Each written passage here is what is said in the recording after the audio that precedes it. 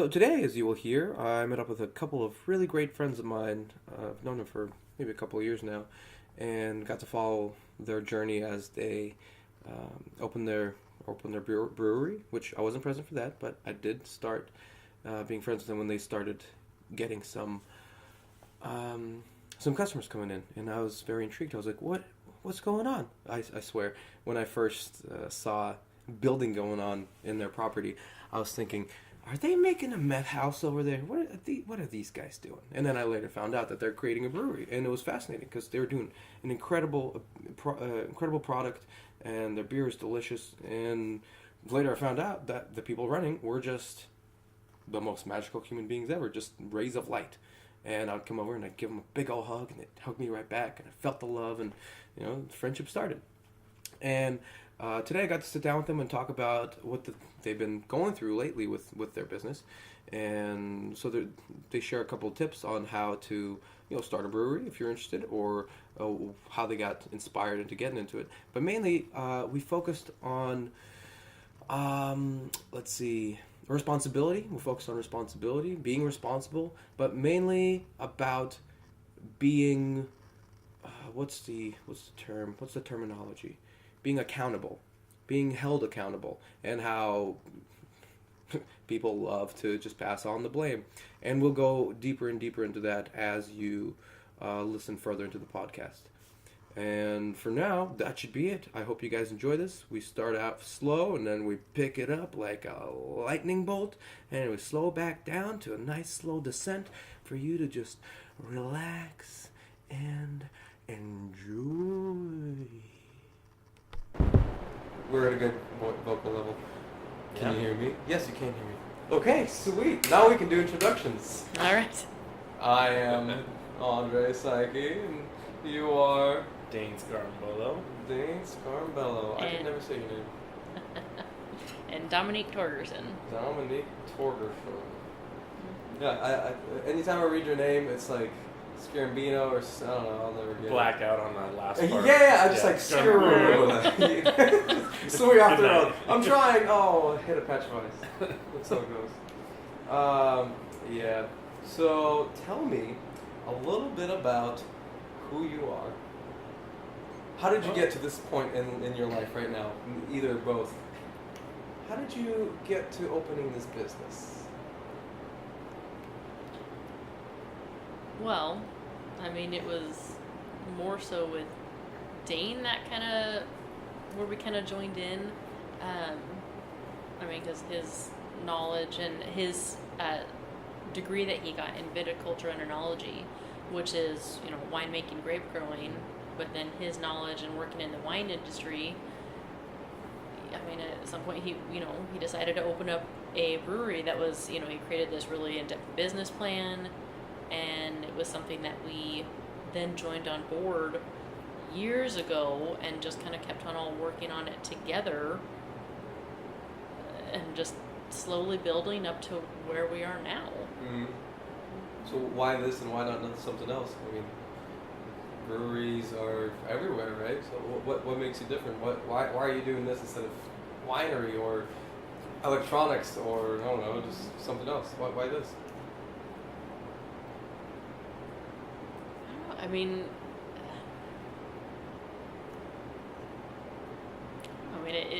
even brewing, it's a science, it's an art, it's a mixture of things, but it's also really nice to kind of have in the beer part of it, but to be able to have a product that people consume, that people really enjoy, and that you can try to make something that hopefully there's something for everybody.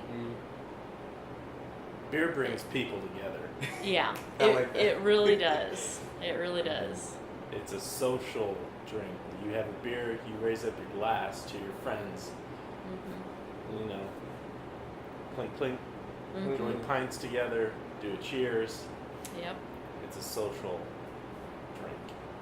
There's a lot of other social activities. Why did you, because I mean, you're the one that you went to school, you got your degree in this chemistry stuff that I'm looking at right now, fume hood, or it's the opposite of fume hood. Flow hood. Yeah, it's a flow hood, blows things out. And you got beakers and stuff. What got you into this? Because I mean, with this knowledge, you could have done anything else? Why this in particular? Well, in working in the industry, I just realized that I have the knowledge and I use that every single day to make somebody else's product. Mm. And I just got tired of it. I wasn't being compensated for it. I mean, my wage was way below what a lab technician's wage should be. And no, I was done with it. So I decided, all right, I'm going to take my knowledge and use it for myself because I'll actually treat myself better than I get treated in this other industry. Is this true? So, what made you? This is kind of starting off as a boring podcast, and just in reality, I'm trying to dig deep into just like why, just like why are you doing this? You know, like, just what is the reason? How did you get to this point exactly? You know, like what decisions in your life? Well, I guess there's many decisions. There's, you know, do I start something and, you know, live in another state? But when, I guess you look at our family, I mean, our parents are retired, their health is not great, so to find an actual profession that I can do at home, that I can stay here, make sure they're okay, make sure that my dad remembers to eat breakfast, this was kind of it. So we'd be able to have a home business, home lifestyle that was supportive, just and us being able to pay bills. Because So- your dad has Alzheimer's, right? Right. Okay. Yeah. Dementia. No, dementia. Right. Yeah. Well, he's got It's In between. both, I mean, Yeah, you can both. see. oh, Yeah. So I mean, obviously that plays a role in your work or just anything else. How else does that affect? I mean, your day-to-day life. So you know, we can't assume it's easy. Right. Yeah, and I've had a job before that.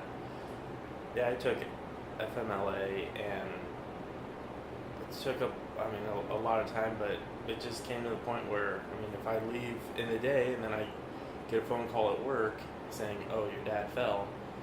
Can you come home?" No, I can't. I'm at work. I mean, I've left so many times, and eventually I just had to wind up quitting. So, but having a business at home, I mean, I'm here. So, Do more than one thing at once, basically. It's like you're right, making money on the side if if something pertinent comes up, I'm here. extend yourself. Right. Well, and the other part too, I think in deciding to do this business, beer in itself is a really, it's a marketable item. It's an easily marketable item. I mean, everybody knows what it is. You know, and the growing craft industry, it's something that we could easily market, but it's something that we could also do really well here with our setup, with the building that we already had. We can, you know, make some modifications.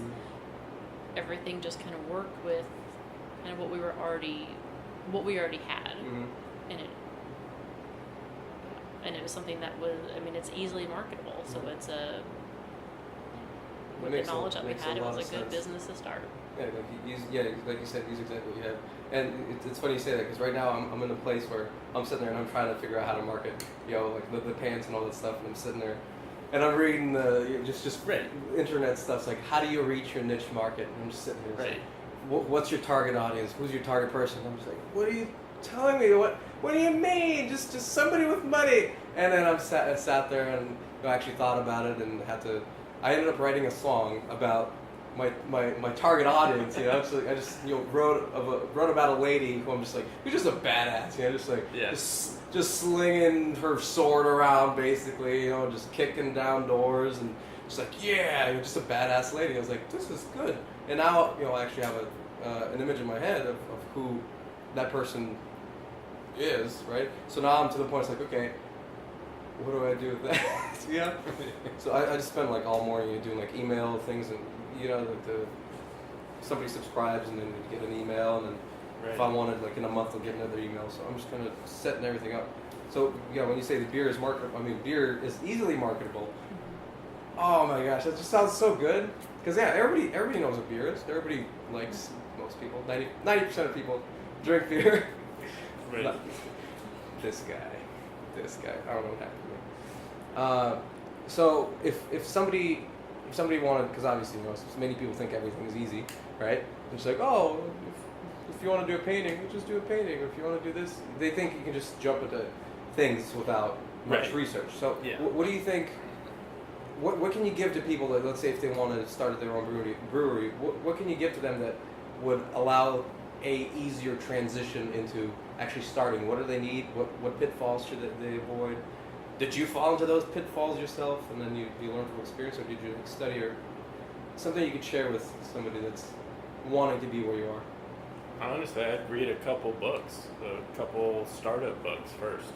Like business startup? No, Or- just brewery startup. I can't remember the titles of the ones that. Do you remember those? I don't remember what the titles were. I'd have to look it up. I just remember reading the books.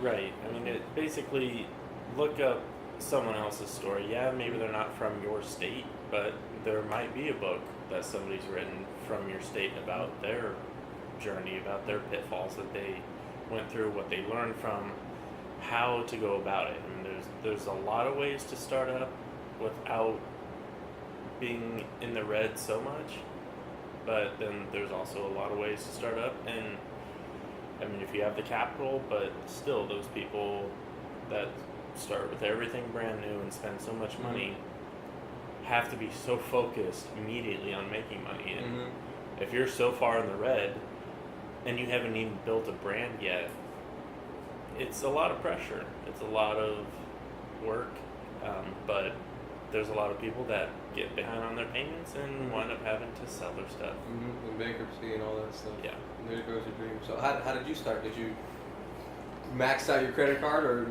because I know you like to?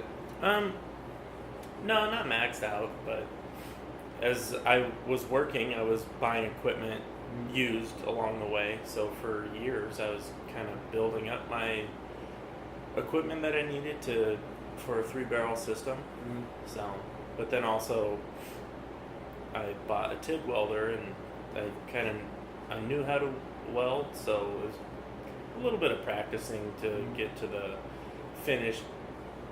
I don't know, it's the very nice welds that stainless kind of needs. But being able to use that to fabricate onto the tanks you have what you need really helps in saving money on costs, because having something prefabricated, I mean, it's thousands. It's crazy. It's so much money just in a tank, and you need a couple.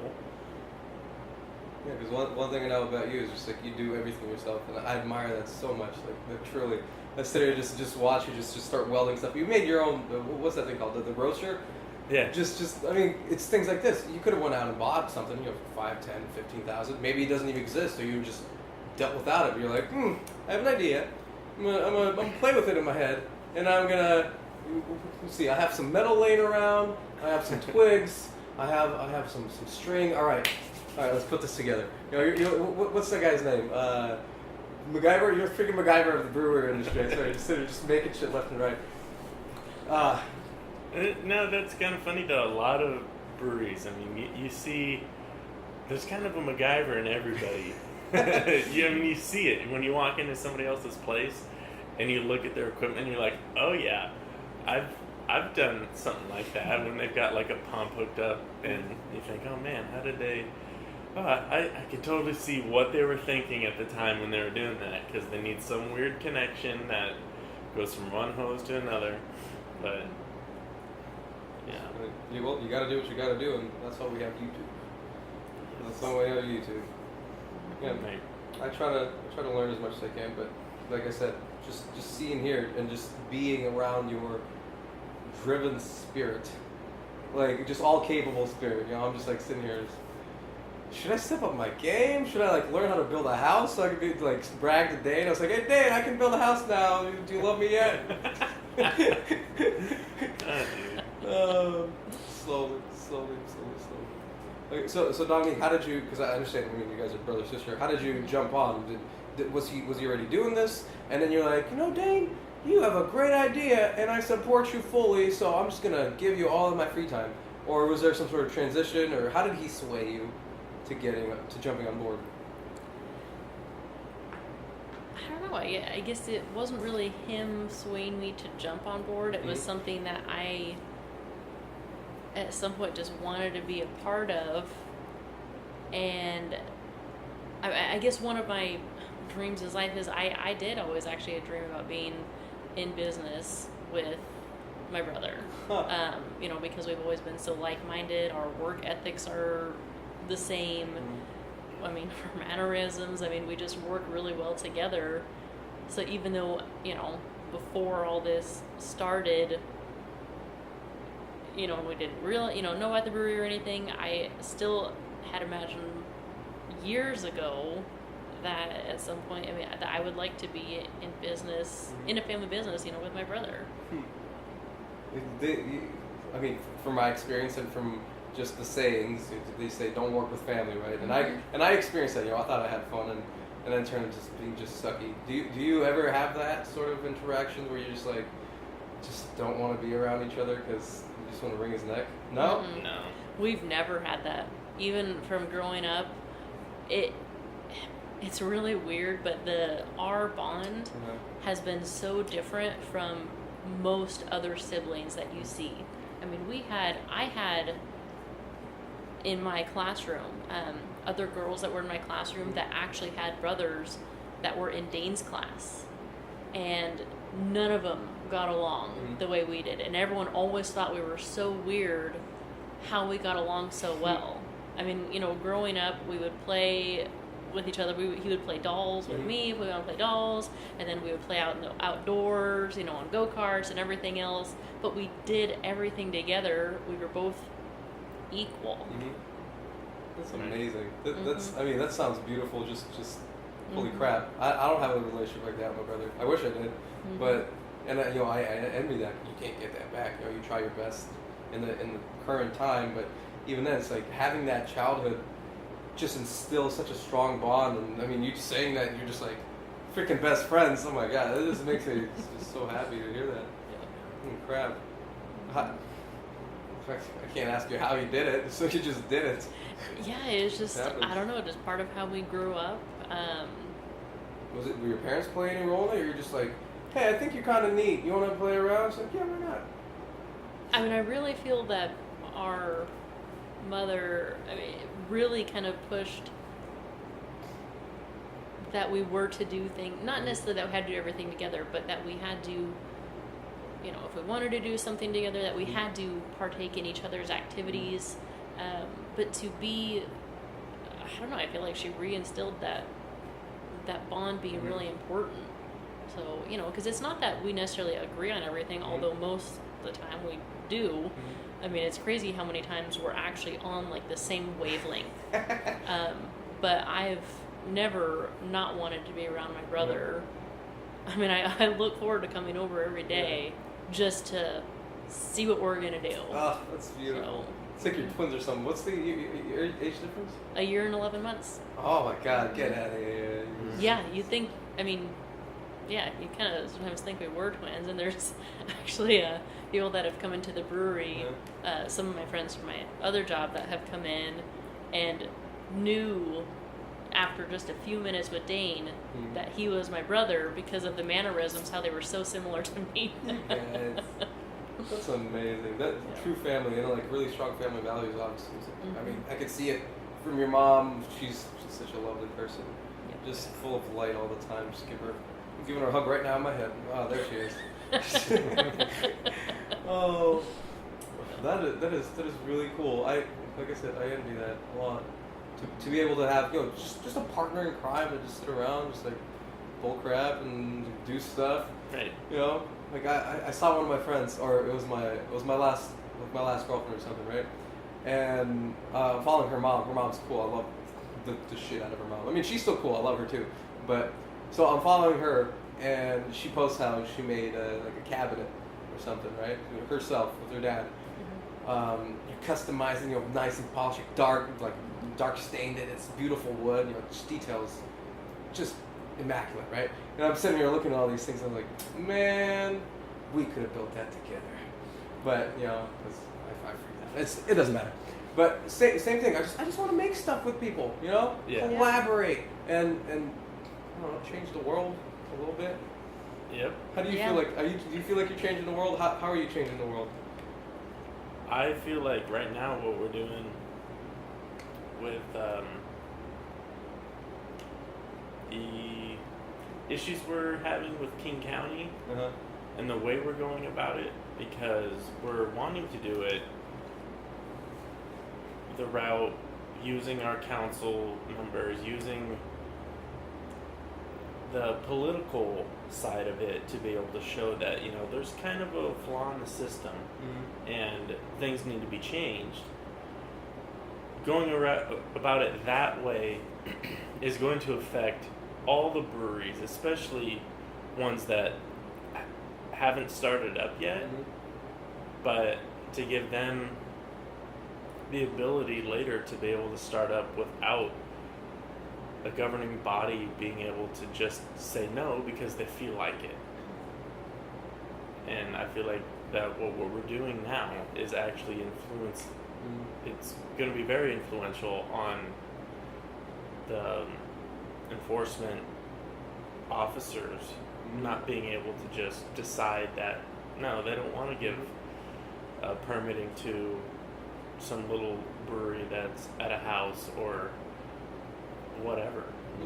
Just take care of the corruption, and because what it sounds like, and you can go into more detail about what you're actually going through, but what it sounds like is just a pissing contest. It's like, I'm telling you this, oh, I'm telling you this, I'm telling you this, and I'm telling you this, you know, kind of thing going on. There's not really any real laws being enforced, just willy-nilly. You know, this guy had a bad day, and then you call him, it's like, well, I need to do this. Oh, fuck you can't do it. You have to close your business. And if you don't, you know, whatever. I don't know the exact intricacies of what you're dealing with. So can you share it? Because you guys are running beautifully. Yeah, I mean, for a long time. You see on the walls, we have our state license. Yeah. We've got our federal brewer's notice. We're completely legal. And you were making money, and you had customers come in, and you were selling it to bars and everything. And then just out of a sudden, they just said, "You can't do this." Yeah, 3 years later, after we opened, they're saying that they got a complaint, and that's how they knew that we were operating, which is a complete lie. I mean, they know that we're operating. They get paperwork from the state when we apply for a liquor license, and they have to approve it. So, and if they don't contest it, then we get our license. So, I mean, they want to blame somebody when they really just kind of need to blame themselves. Yeah. They're refusing to take accountability for the stuff that they're doing. It's the best thing you could have said ever, just taking accountability. Yeah. Right? I mean, yeah, and it's not, I don't know why everybody is so afraid of being accountable for their own actions, but it seems like it's, you know, it's not even just their department, it's literally just rampant kind of in society and businesses everywhere. Nobody wants to be held accountable. They kind of want to just do whatever they want and point their fingers. Push the blame to something else. Yeah, if something goes wrong, it's like, I didn't do it, you did it. But then if you approach life through that way, you never truly face your inadequacy. Is that right? Is that a word? Yeah, that's a word. Well, it's like you'll never accomplish anything because then if you accomplish something, but then it turns out maybe there's a little, I don't know, animosity in the accomplishment, then we'll blame somebody else for it. And just give it away. You never learn anything. You never succeed in anything. It's like you learn how to build a business by fucking up, right? I mean, there's a lot of screw up times. Yeah. Probably made a batch of beer, just like you tasted it, and it probably tastes like beer, and you're like, don't do that again. Yeah, and you throw it out. Yeah. Or you could have said, Dominique, it was your fault. You did it, and don't ever touch my beer again. And then you just continue making the same mistake, or just just instead of just saying, oh, I think I might have added a little too much of this or too much of that, and then you regain the control. People don't understand that when you pass the blame, you're also passing your responsibility, and when you're passing responsibility, that's when you're telling other people to do things. The less of the things you're responsible for, the less freedom you have, the less power you have. So when people blame other people, they're saying, okay, you do everything for me, and I'm going to sit here sucking my thumb like a baby, and eventually that's when people come in and they just take everything away from you. And you never learn that way never as learn. well. When you just constantly blame something, you actually will yourself never learn, because you never accepted that this is what happened, this is what I did, and this is how I need to change it. I think a lot of the people, I mean, I feel like I could really generalize, but I feel that most people that tend to do that, even in businesses, but people in general, if you're so quick to not take accountability, I feel like you have to have very little self-worth, because the thing is, as humans, we make mistakes. You are fallible, but realizing those mistakes, and when you actually make accomplishments despite whatever failures, what you feel in the end, given everything you've been through, and being held accountable to those mistakes, it is so much more rewarding, and there's a different value that you give yourself when you make it through on the other side, having been accountable for everything through. I completely agree. I completely agree. Yeah, because if we're not able to go down that route, then that little bit of criticism that we go through because we messed up would just destroy us, right? That's why they're saying, take it, I can't handle this. But if you start, slowly, it's like, okay, I messed up. And then you go and you say, Dane, I'm so sorry, I killed one of your chickens. And then you're like, it's okay, dude, it happens. Okay, I owned it. Okay, how do I not repeat that? I shouldn't shoot his chickens with flamethrowers. All right, cool. I'll learn that. And then I just don't bring my flamethrower to your house anymore, and then, your chickens are safe. And then I learn, and then, and the next time I mess up, because you didn't kill me, next time I mess up, it's like, maybe it's okay to fail. Maybe it's okay to be wrong sometimes, and just accept that, and like I said, learn from it and grow. Yeah, I'd never bring a flamethrower here. I love your chickens too much. I'd be surprised if you could just kill one. Dane, I just killed one chicken. How'd you do that? Like, really? There were 16 in there. I saw you hit the whole thing. How did 15 escape? Well, the other 15 are Dominique chickens, and you can't kill Dominique chickens. The Dominique chickens kill you. They're like Chuck Norris. They'll get you. Yeah. They'll get you. That's the new thing. Okay, Dominique, you're not Chuck Norris. Chuck Norris is dead. Dominique, you're the next Chuck Norris. All right. Let's see. I can't. I'm trying to come up with something. I don't even remember any Chuck Norris jokes to just turn around with your name in it. Why does it take? How many Dominiques take to tune in a light bulb? None. She'll scare the light. I don't know. I'm not going anywhere. It doesn't make sense. I'm not good at this. Okay, so what are you doing then to ameliorate the I guess the spot that you're in, where the county's pointing fingers and they're trying to shut you down basically? What are they telling you that you need to do to not to continue to operate? They're telling us that we need to do additional permitting, and part of the permitting, I mean, it's permitting that we shouldn't be required to do, because at the time that we got our license, it stated that the reason we got approved was because we met all federal, state, county, or city rules, regulations, and zoning, zoning codes, and it states that specifically when you receive your approval for your microbrewery license. So technically, per King County Code, we are considered as an established use, and because we are then established, I mean, to come in afterwards and then now say that we're out of compliance when, well, no, we're not. We're established. Yeah. So after years of doing everything okay, them saying that you can run a business, you compiling your capital, and then they're saying, the thing you were doing, you're gonna have to stop doing that and sell everything, or just go out of business. Yeah. And that's completely that's malarkey. If I ever heard any malarkey, that's it. Oh yeah. That's no, it. It's just like if you were to, let's say somebody did something, and everything was legal at the time.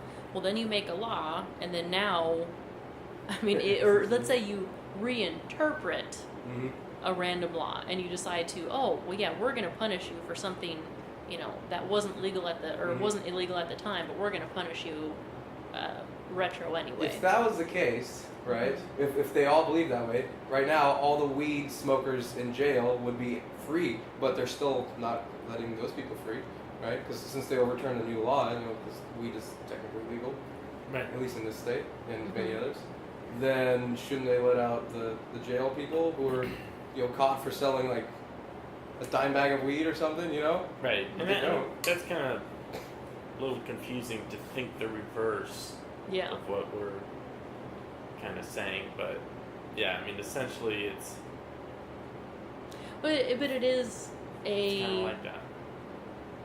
Yeah, I mean, that just shows kind of another issue with the justice system in general. I mean, and honestly, I don't know. I mean, that's kind of a whole nother issue, but it's murky. It's gray. There's a lot of it's just a pool of gray. Okay, so what are you doing? So what are you doing now to just to move it forward? Because obviously you can't just sit here. Right. I mean, we're not trying to be stagnant. We're talking with our council members, with code enforcement. We're sending out emails to try to figure out. I mean, I guess at least in the meantime, whether or not we can actually operate until they figure out whatever reinterpretations or new zoning ordinances they're going to establish, supposedly sometime soon. But in talking with our council members, they say that they're working on it, and it's actually really kind of messed up because we found out yesterday that according to some responses from King County, well, they're saying that us and another brewery that we chose to close down, which, I mean, when you look at our... That's what they told the news station. Yeah. You chose to close down after they told you if you don't close, you're going to pay penalties. Oh, they don't tell them that part. Oh, of course not. Yeah, they don't tell them that part. But in the paperwork that we have for the zoning violations, like the letters that we received, it says cease operation or basically gain compliance. Yeah. And it's funny because the compliance deadline that they give, which was December 20th, there is absolutely no possible way that compliance could have been gained in less than 30 days. I mean, it in the paperwork and that they're trying to tell us that we need to get, you're looking at least a 6-month process. But here, gain compliance and approval for all inspections, permits, and everything in 30 days. So, we chose to close down because, right? It makes no sense.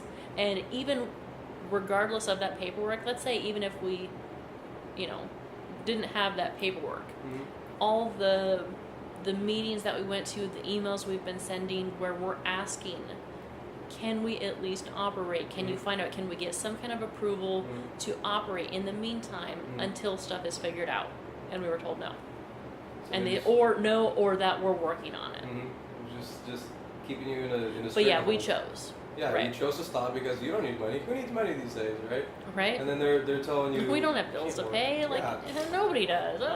Yeah. We're just all doing this for fun, and that's incredibly upsetting. It's you guys are running a great business, and you're connecting well with the neighborhood. You're getting everybody together too. Yeah. And they just come in and just wave their dick around. Basically, it's like, hey, you have to stop everything, and we're the good guys, by the way. It's incredibly upsetting. It's just what can we do? Like, what can I do? What can whoever listens to this? What can they do to help one way or another? Like, what's your call to action here? Well, I know sometime soon, I think that we do want to try to organize a rally, like a picket. I mean, to be held, I'm not sure where we would do it. I mean, I feel like it should be somewhere with high foot traffic, like maybe Seattle.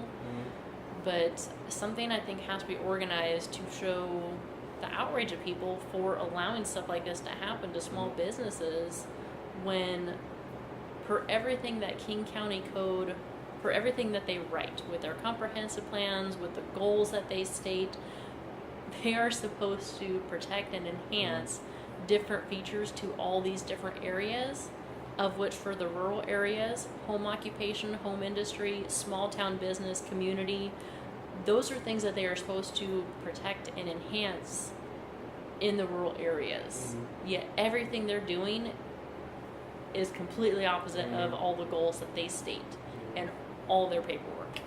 So they're just a bunch of what's the word? Hypocrites.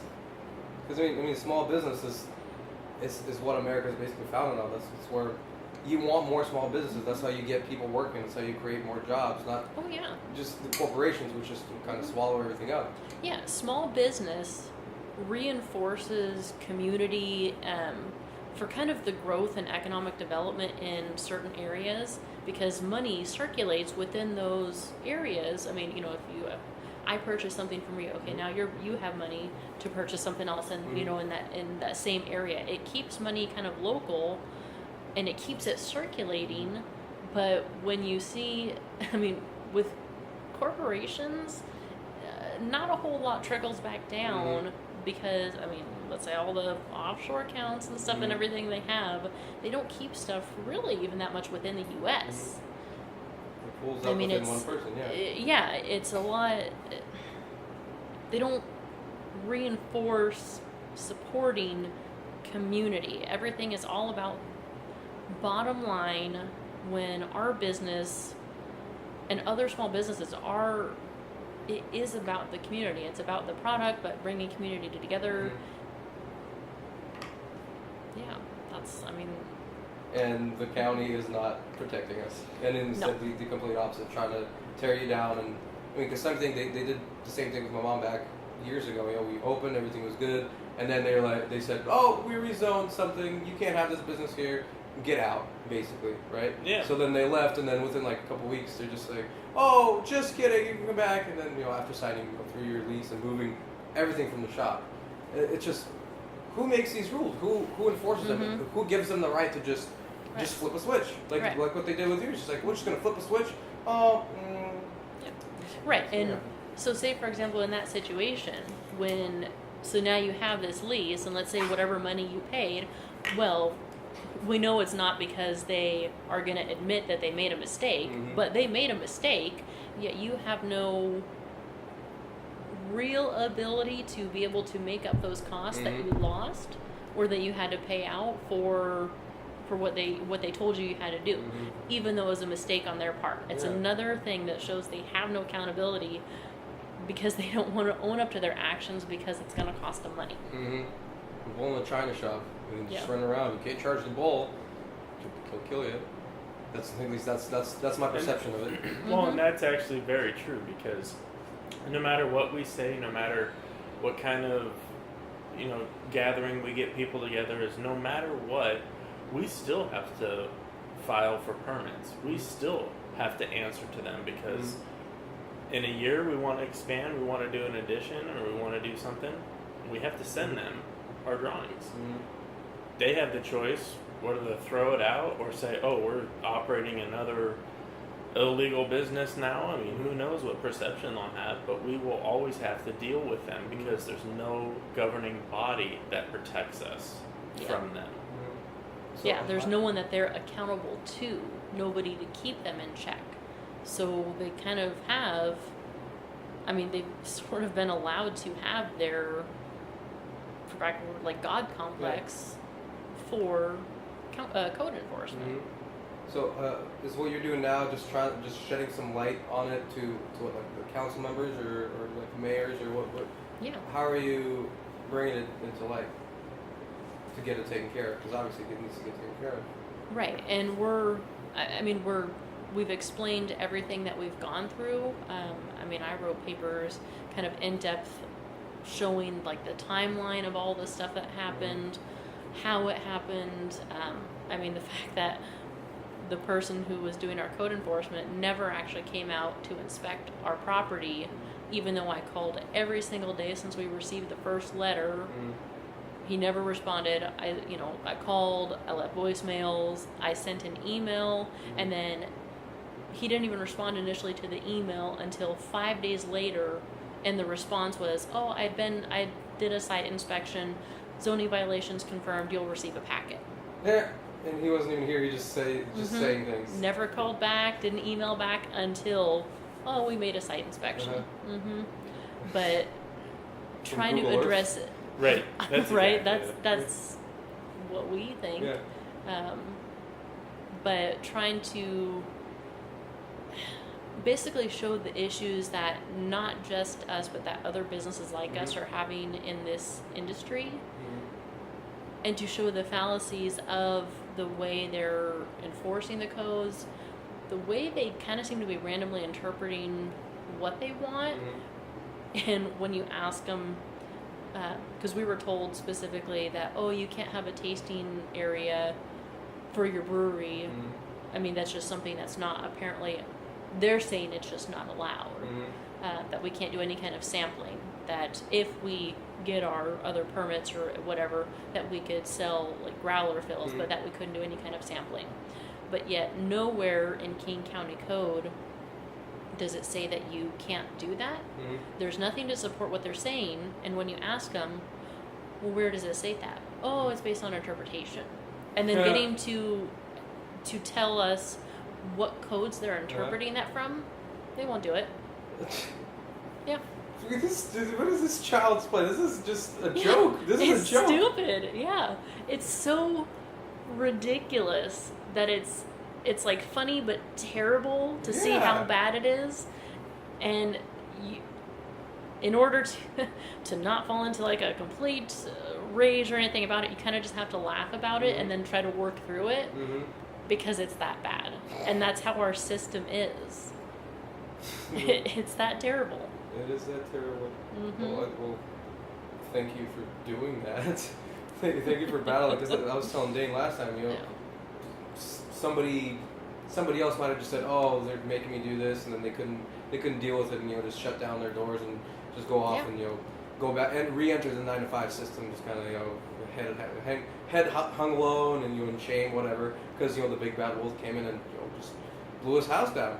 But it's inspiring to see you guys just kind of take the forefront and attack. Well, not necessarily attack, but say we're not going to take this line down. We're going to do everything we can to help ourselves and to help whoever is behind us to actually achieve their dreams. Because if it's things like this that they start small and then they go up further, and now it's maybe like the state's shitty and now the country's shitty. And I mean, I love America, and I'm all for America, but there's a lot of things going on in America that I can't get behind. And it takes things like this, small cleansings. Like we got a virus in our little cell of Washington, or bacteria, parasite, and we gotta unite. Be like, okay, we're the white blood cells.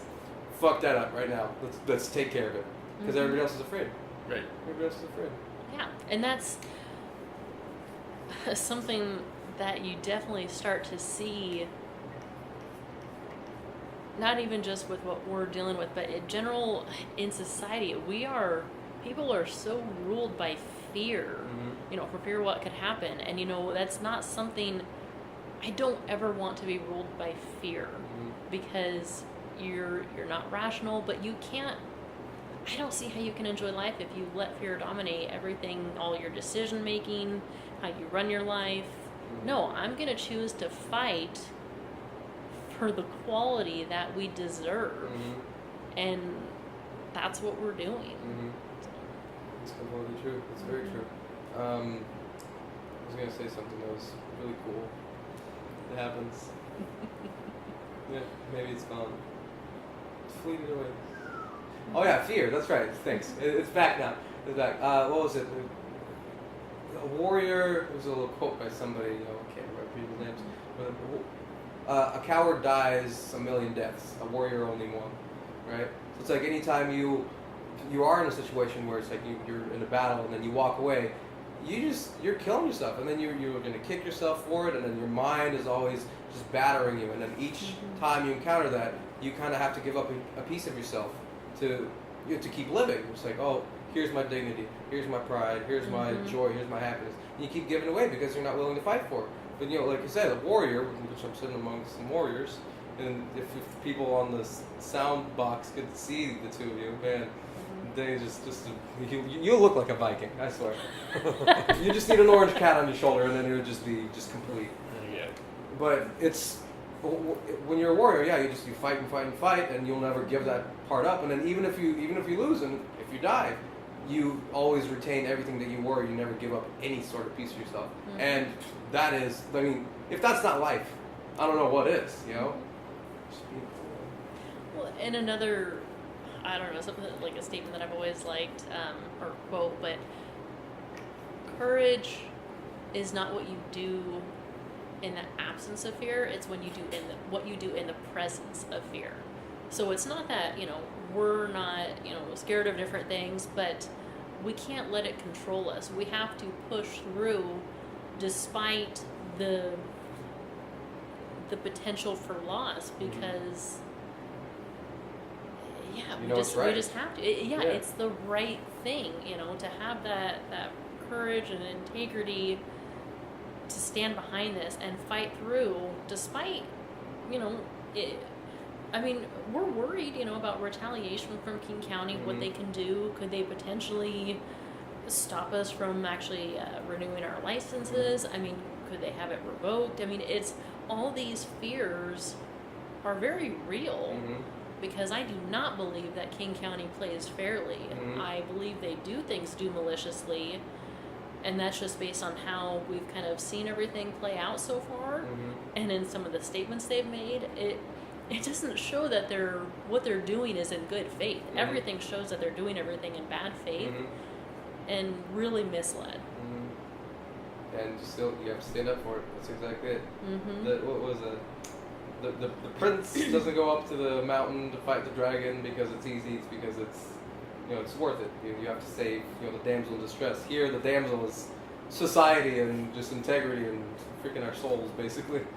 Save your soul. Call your administrator or mayor or whatnot. Call us. Email us. I mean, shock is, stop harassing our crafts. Yeah, our Facebook page. That's right. The groups on our Facebook page. But then, email your council members. Look up what district you're in and make sure you say something. I mean, just listening to this and being quiet is just, I mean, that's going to be the worst thing to do. Yeah. I mean, send an email. Yeah, it's just an email, but send it. At least it's something. It's one small step. And it really, issues like this, I mean, if you want problems solved, people do need to stand up. I mean, one of my favorite quotes, and I can't remember who it's by, but is, all it takes for evil to succeed is that good men do nothing.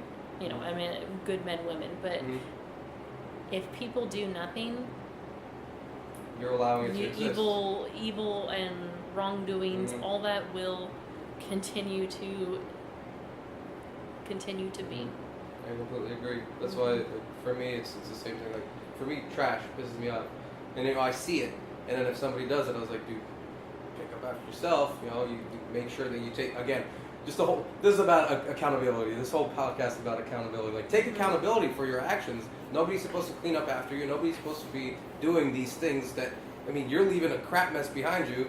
If you just leave it, it's going to pile up, and eventually I have to deal with it. I don't want to deal with your shit, right? Nobody should. It's like, learn to clean up after yourself, learn to pick up, learn to not leave, kind of bad karma, quote unquote, behind, and life would be great. But if you don't do it, you're just allowed to happen, and corruption allowed to happen. If somebody punches somebody in the face, or if a guy punches a girl in the face, and you don't do anything, you allow it to happen. He's going to do it again. I just want to punch people in the face. I don't. Sometimes I do. No, but you want to stand up for what's right. It's in this matter that we're dealing with. King County is essentially a bully. And they are bullies because they have a lot of power. It's easy to just abuse it. And it's easy for everyone to say, you know what, it kind of doesn't affect me because maybe they don't have a small business. Maybe they aren't the ones going out to these craft beverage makers or whatever, but you don't know what it's going to affect you in the future. Yeah. I mean, maybe later you'll want to start your own thing. you want to start your own little brewery or winery or something, or it could go past that. I mean, some laws are going to start changing where they're going to change the regulations towards food trucks, and to make it where you don't need a commissary. So then that means that if you have your house and you want to have a food truck, then you should be able to. I mean, granted, you have the ability to dump the gray water somewhere, but if the county's able to interpret whatever they want, and you want to start your little food business later, they could just stomp that. So you don't know where the line is drawn, but you're definitely not helping it by being quiet. Yeah, the land of the free is not so free at all. It's really not. It really isn't. Yeah. And going back to another quote, just circling quotes. What you said made me remember like a commercial or something I saw, or like a little tiny short video. And there was this woman sitting on her bed, right? And in slow motion, things are getting ransacked. Just, it's like a dark scene. Just things are flying. And then she's like, first they came for the businessman. I didn't say anything because I wasn't a businessman. Then they came for the artists. I didn't say anything because I wasn't an artist. Then they came for the brewers. And I didn't say anything because I'm not a brewer. And then they came for me. And there was no one else left to speak up. Yeah. And so it's like, oh! You're like, damn. Yeah. Like, yeah, that's exactly it. Like, dude, we're all humans. We all face the same adversities. We all face the same thing. Just because we're not in the same, like a clique, right? Like a high school little clique, doesn't mean we're not, like, equal or the same. So it's like if something's happening, just the gay rights thing. Some people are like, oh, whatever, that doesn't pertain to me. They're choosing to, fight for something that they believe is their personal right. Just they're not doing anything. They're just making a choice with their mind and their body, right? That's like me saying, well, I want to have tattoos, and you saying, you can't do that because I don't want to see them. Motherfucker, what? You know? It's your body. Yeah. Exactly. So it's like, I support that 100%, but there's people that just like, yeah, this, that, the other thing. It's like, dude, like, cleaner your eyes. Like, take some glasses cleaner and then, like, squeeze your eyeballs open so you can actually see straight. It pisses me off. Yeah.